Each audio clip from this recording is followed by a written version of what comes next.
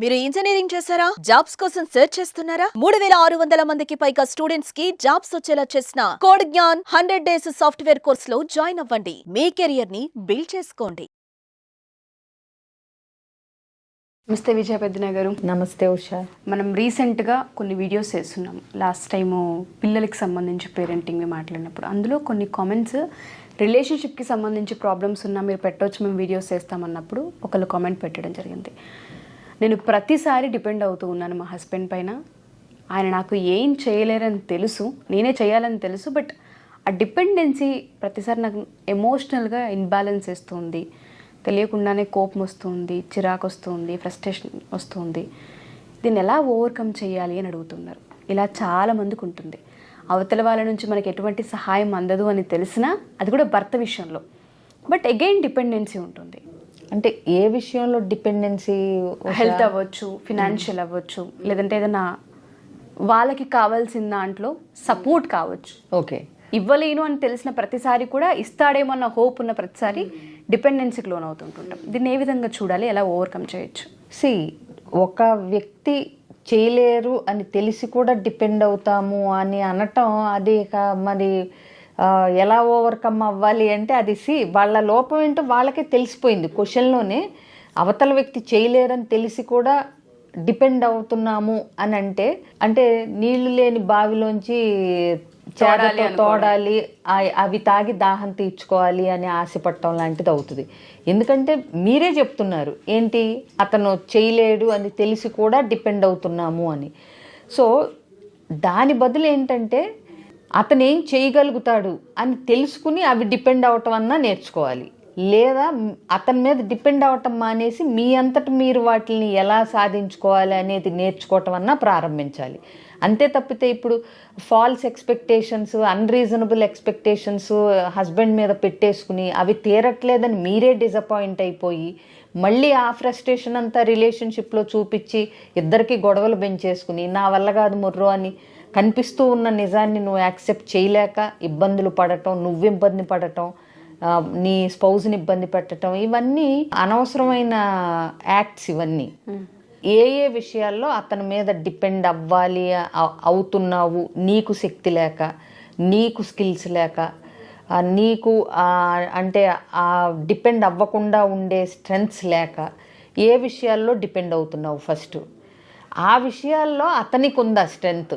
ఇప్పుడు ఫైనాన్షియల్గా డిపెండ్ అవుతున్నాను అని అనుకుందాం. సో ఫైనాన్షియల్గా డిపెండ్ అవ్వాలి అనుకున్నప్పుడు ఫైనాన్సెస్లో కూడా వైఫ్ అండ్ హస్బెండ్ వచ్చినప్పుడు ఏ విషయాల్లో అంటే ఏంటి, ఇప్పుడు ఇల్లు నడపటం అతను చేస్తున్నాడు. సో మీకు ఫైనాన్సెస్ అంటే మీరేదన్నా బిజినెస్ చేయటానికి ఫైనాన్సెస్ సహాయం అడుగుతున్నారా, లేకపోతే మీ పర్సనల్ పాకెట్ మనీకి అతను ఇంత ఇవ్వాలి అని ఎక్స్పెక్ట్ చేస్తున్నారా, లేకపోతే మీకున్న ప్రాబ్లమ్స్ కానీ లోన్స్ కానీ పర్సనల్వి అంటే ఎడ్యుకేషన్ లోన్సో, లేకపోతే మీ ఫ్యామిలీకి సపోర్ట్ చేయాలి. కొంతమందికి పేరెంట్స్కి కూడా అమ్మాయిలు సపోర్ట్ చేయాల్సిన అవసరం వస్తుంది. అటువైపున మీ ఫ్యామిలీకి మీ భర్త వైపు నుంచి ఫైనాన్షియల్ సపోర్ట్ ఎక్స్పెక్ట్ చేస్తున్నారా ఏంటి అన్నది ఒక క్లారిటీ ఉండాలి ఫస్ట్. అసలు అది తీర్చే స్తోమత, శక్తి, దానికి తగ్గ ఫైనాన్షియల్ రిసోర్సెస్ మీ హస్బెండ్కి ఉన్నాయా అనేది ఆలోచించాలి ఫస్ట్ థింగ్. నువ్వు మా అమ్మాళ్ళకి హెల్ప్ చేయవు, హాస్పిటల్ ఖర్చు పెట్టవు అనేటప్పుడు అసలు అతని జీతం ఎంత, పిల్లల స్కూల్ ఫీజులు అన్నీ పోగా ఎంత మిగులుతుంది, ఎందుకు ఇవ్వలేకపోతున్నాడు. సరే ఈ లోపల పొరపాటున మంచి జీతమైనా ఇల్లు కారు ఏవో కొనుక్కున్నారనుకోండి, వాటి ఈఎంఐలు లోన్లు ఇవి పోతాయి కదా. ఇచ్చే పరిస్థితి ఉందా లేదా అని ఒక భార్యగా నువ్వే అర్థం చేసుకోలేకపోతే అతను ఏం చేయగలుగుతాడు, అవునా? ఇలాగే రకరకాల సపోర్ట్లు, ఇప్పుడు ఎమోషనల్ సపోర్ట్ ఎక్స్పెక్ట్ చేయటం అనేది కామన్ థింగ్. అది ఇవ్వలేకపోతే కనుక హస్బెండ్స్ నేర్చుకోవాలి హౌ టు సపోర్ట్ ఎమోషనల్లీ అనేది. ఇప్పుడు కొంతమందికి ఫైనాన్సెస్ వీటితో పని ఉండదు, కానీ వాళ్ళు ఏదన్నా చేయదలుచుకున్నప్పుడు మోరల్ సపోర్టు, ఒక ఎంకరేజ్మెంట్, లేదా ఒక కీ బూస్టింగ్ ఉన్నాము అన్న ఒక భరోసాను ఎక్స్పెక్ట్ చేస్తాను. అది ఖచ్చితంగా హస్బెండ్స్ ఇవ్వాలి. ఎలా ఇవ్వాలో తెలియకపోతే ఇవ్వటం నేర్చుకుని మరి ఇవ్వాల్సి బాధ్యత ఉంటుంది. ఎందుకంటే నీ మీద కాకపోతే ఎవరి నుంచి ఎక్స్పెక్ట్ చేస్తారు? నువ్వే సపోర్ట్ చేయకపోతే నీ భార్య ఒక ఉన్నత స్థానానికి ఎదగటానికి emotional support, moral support, encouragement నువ్విచ్చి నువ్వు ప్రౌడ్గా ఆవిడని ఒక స్థాయికి వచ్చి అది బాగుంటుంది. కాబట్టి అది హస్బెండ్స్ ఖచ్చితంగా ఇవ్వటం నేర్చుకోవాలి. ఇంకొకటి, ఇవ్వటం హస్బెండ్ నుంచి ఎక్స్పెక్ట్ చేయటం ఓకే, కానీ అందరూ ఒకే వేలో దాన్ని ఎక్స్ప్రెస్ చేయలేరు అనేది భార్యలు కూడా తెలుసుకోగలగాలి.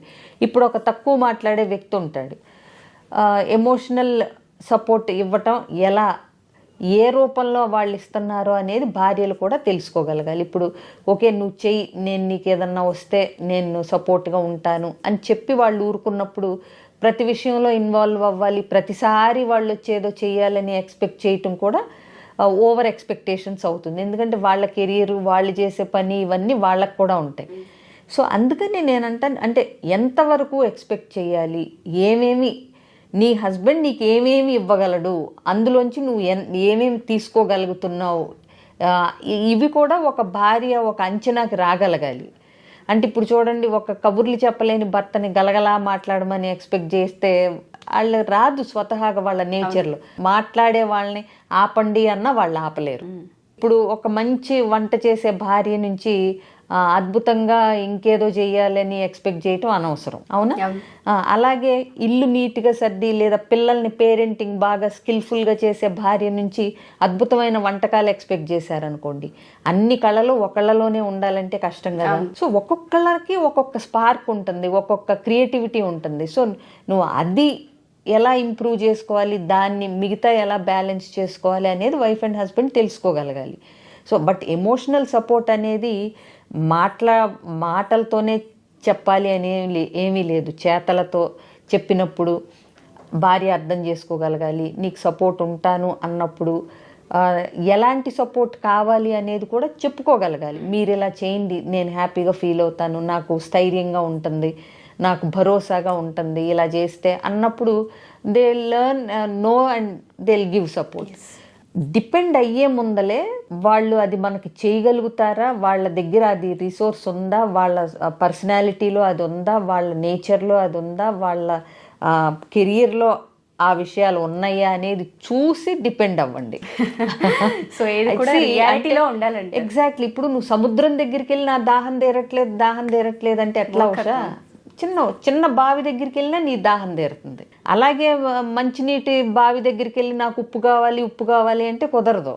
సముద్రం దగ్గరికి వెళ్తే ఉప్పు నీళ్లు దొరుకుతాయి, అది ఉప్పు నీళ్లు దొరుకుతాయి, ఉప్పు దొరకదు యాజ్ ఇట్ ఈస్గా.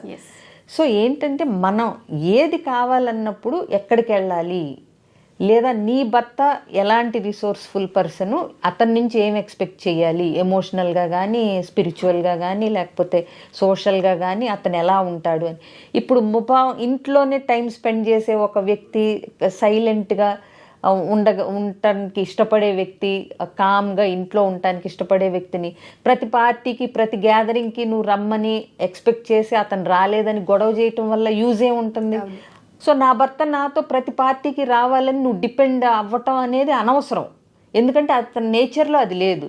సో నేనేమంటానంటే నువ్వు సింగిల్గా ఫ్రెండ్స్ సర్కిల్ని ఏర్పాటు చేసుకుని అమ్మాయిలతోనే నీ లేడీ గ్రూప్స్తో వెళ్ళి అలవాటు చేసుకుని ఇంపార్టెంట్ అయినాటికి అతన్ని రమ్మన్నావు అనుకోండి, he will try to attend. ఎందుకంటే 4 సార్లు మీరు సొంతగా వెళ్ళిపోయి 5వది ఇది ముఖ్యం, నాతో నీకు ఇష్టం ఉన్నా లేకపోయినా బాగుండదు, రావాల్సిందే అన్నప్పుడు డెఫినెట్గా వాళ్ళు వస్తారు. 5టికి రమ్మని పోరు పెడతంటే వాళ్ళకి విసుగ్గా ఉంటుంది. సో అందుకని దేనికి డిపెండ్ అవ్వాలి అనేది మనం కూడా తెలుసుకోగలగాలి. ఎగ్జాక్ట్లీ, అవును. నువ్వు ఇవ్వలేనివన్నీ డిపెండ్ అయ్యి వాళ్ళు మనకి ఇవ్వట్లేదు అని గోల్ చేసే బదులు మనమే రిసోర్స్ఫుల్ పర్సన్ లాగా కొన్ని మనమే సొంతగా వాళ్ళ మీద డిపెండ్ అవ్వకుండా ఉండగలగటం నేర్చుకుంటే బెటర్ కదా. Exactly. Thank you ma'am, thank you so much. Suman టీవీలో మీ పర్సనల్ అండ్ బిజినెస్ ప్రమోషన్స్ కోసం కింది నెంబర్కి కాంటాక్ట్ చేయండి.